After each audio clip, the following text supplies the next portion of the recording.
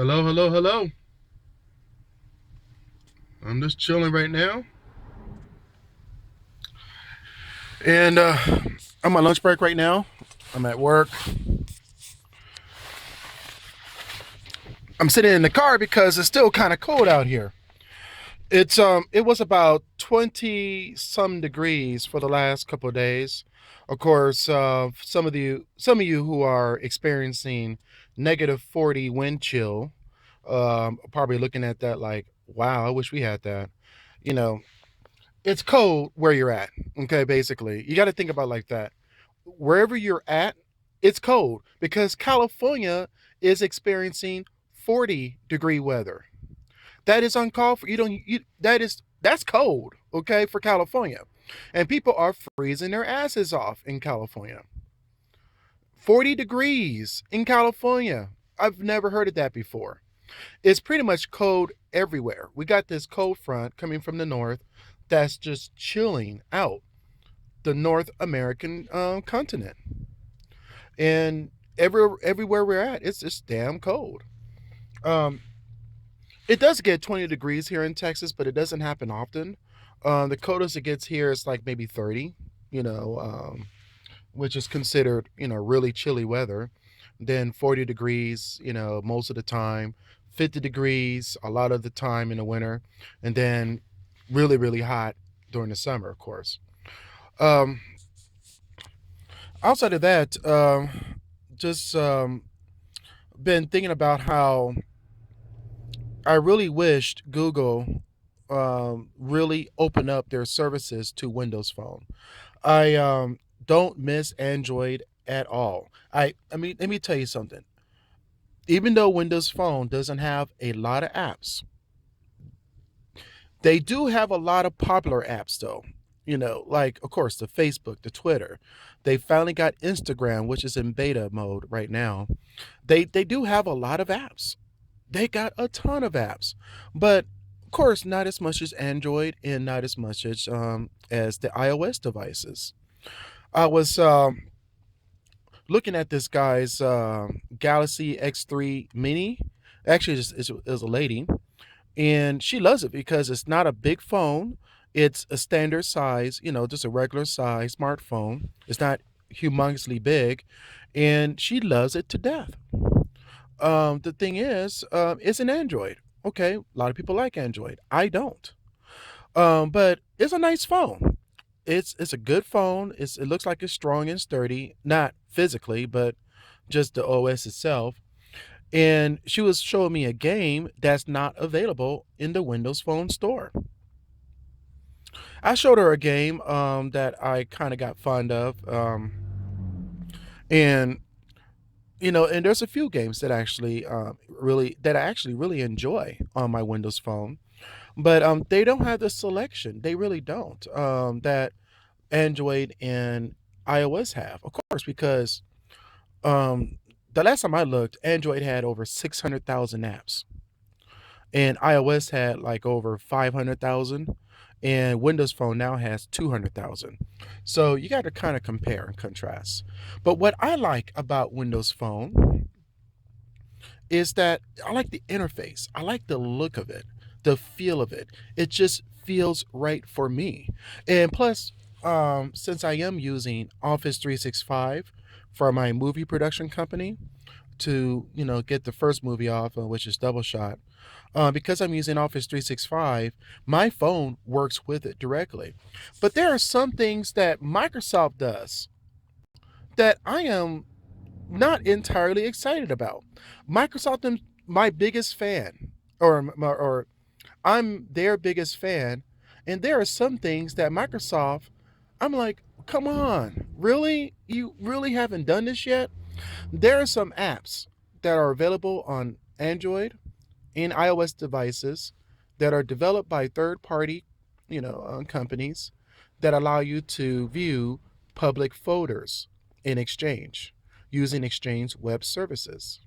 Now, keep in mind that public folders do not work under Exchange web access. Okay, I think that's what it's called, or web. Active. I'm sorry, Exchange Web Active Sync. Okay, I think that's what it means. It only works with Exchange Web Services, and so it's a different protocol. And built in, Windows Phone works with OA, and it works just fine. Okay, you can access all your emails, you can access the calendars. The only thing you can't do is task, because that's also a different protocol. But I'm very surprised that built in as a standard feature, that public folders and task is not embedded in the Windows Phone. I'm very surprised by that. And I'm also very surprised and disappointed that I don't automatically have access to all my SharePoint documents automatically just because I have a signed in Office 365 account. Um, I'm kind of thinking about this now. Why isn't that automatically a part of my phone? Because I have an Office 365 account. If I got access to something, I should be able to access it on my phone without any problems. But no, I have to first put in a web address, the public, or the web address, and then I have to type in my credentials. And I'm like, why? It should automatically know my credentials because it's already there. There's a couple things that about the Windows Phone that I'm a little like, But it's the same thing on other phones too. But I kind of wish Microsoft went the extra mile on to make it the premier device. And here's what I mean. Uh, LinkedIn is a built-in function of the phone. Great. So why isn't the LinkedIn app running together with the LinkedIn program? So here's what I mean. If you open up a message that came through on LinkedIn from one of your connections, and you clicked on a link that links that, and it's a link that the built-in app cannot work with, it opens it up in the browser. But why doesn't it open it up in LinkedIn app itself? Same thing with Facebook. If there's a Facebook link, it opens it up in the browser. But why doesn't it open it up in the Facebook app? Now, I know there are some things on Facebook made by a third party that requires browser, a browser to use. Okay, great. If you ask me, as a part of the built-in app and the Facebook app, whether it's Facebook beta or the standard Facebook app that was designed by Microsoft, if you ask me, it should have been more like you click on the link, it automatically logs you into Facebook on a browser and then opens up the browser. So if your Facebook credentials are already in the Facebook built-in Facebook, okay, that already comes with it, it should automatically log you into either the app, and if the app can't run it because it's a third party Facebook app, it then opens up in the browser, automatically log you in. I don't have to sit there and say, okay, I got to type in these credentials now. And same thing with Flickr and everything else. Now, the Flickr app, it is very limited.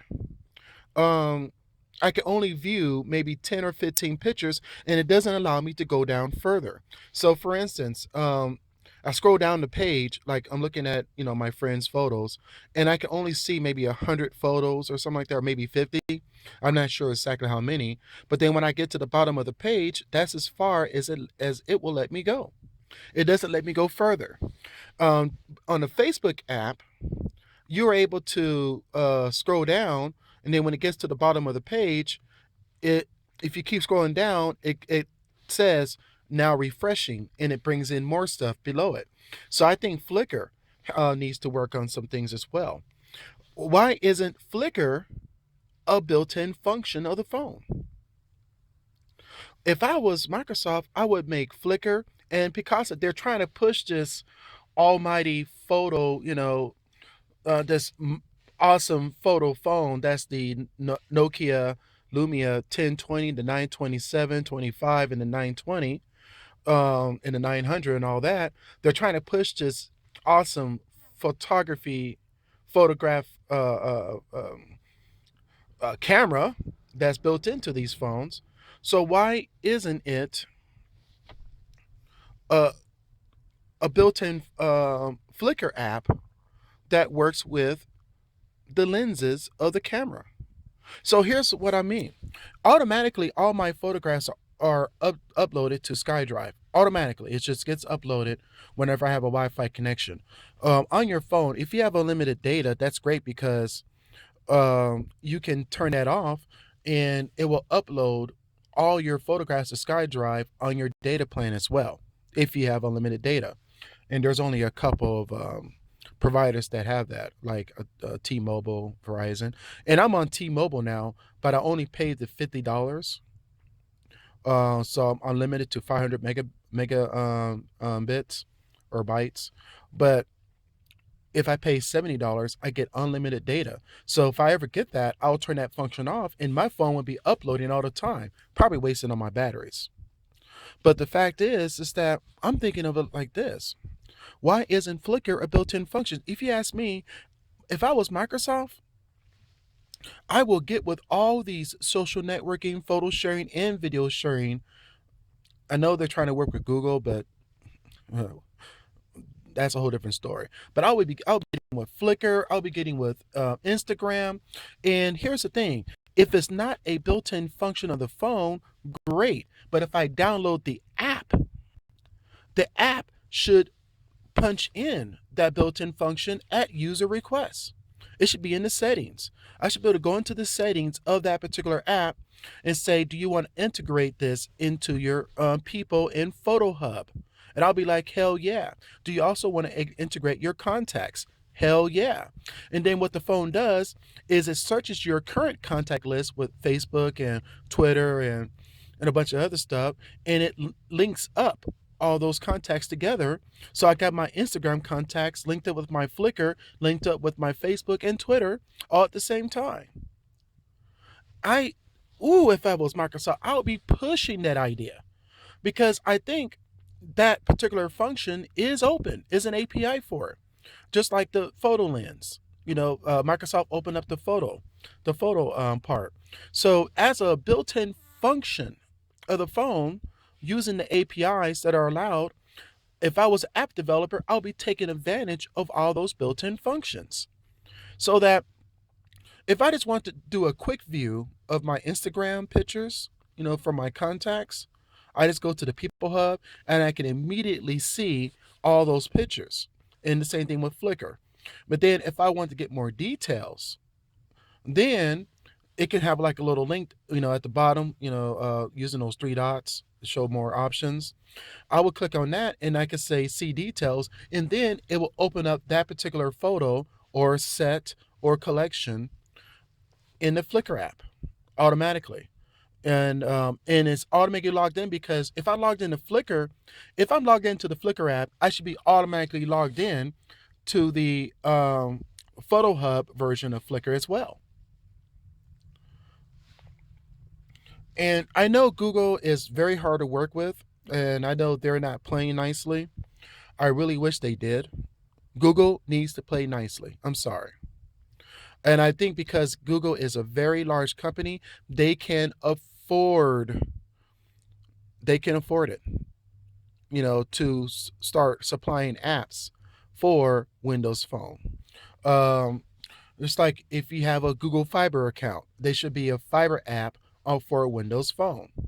If you have I think the apps that should be available for Windows Phone by from Google is of course uh, YouTube, Google Plus, Google Hangout, and let me think. There's some others. I'm sure there are others out there that I think will be important. And Google Docs.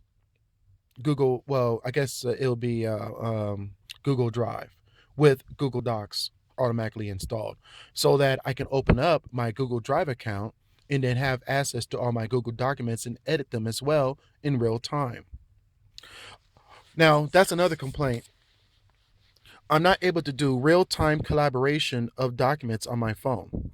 I'm a little disappointed about that, Microsoft. Why isn't there real-time collaboration on documents in on my phone? Basically, what it does is if you have that feature selected in SharePoint, it will lock that document out. It will check the document out, and so that no one else has access to it as far as editing is concerned. It will wait for me to save it, but there is no real-time collaboration abilities. So I'm very disappointed in that, Microsoft. I am, because I really thought, I mean, on the Android tablet and Android phones, you do have real time collaboration within Google Docs, which is now Google Drive. You do. If I'm working on a Word file or a spreadsheet or PowerPoint, if someone else is on there with me, I will see their edits. It takes a few more seconds because it's going through, 3G or 4G. And if you're on Wi Fi, mobile phones are slower than tablets and computers are. So I guess the uploading of all your changes and the downloading of changes from your collaborators, does it can probably take a little bit longer than it does if you're on a computer. So it was a little bit slow, but the changes I made, it maybe like 2 seconds later, the changes I made on my tablet was automatically updated within 2 seconds on my computer. Whereas if I was computer to computer, it was within like a split second. It was like a millisecond, but well, more like a second. But it was more like 2 seconds um, when it came to updating documents on a phone or a tablet. And but Microsoft doesn't have that. Now I'm not sure, 100% sure if that's the case with SkyDrive. Okay, not 100% sure about that. Here's another thing too, and I'm not sure if this is a computer issue, but I'm not able to synchronize my SkyDrive Pro account on my computer, and I'm not able to access my SkyDrive Pro account on my phone. I am able to access.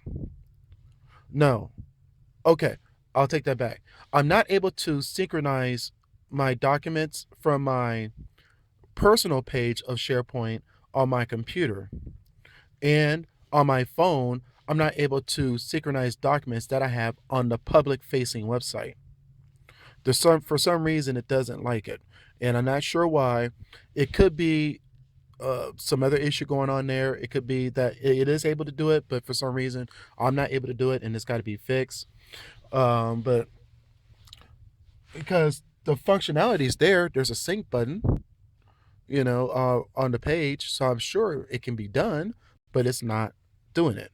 So that's something that probably has to be looked at, and I might have to call Microsoft for some support on that particular issue.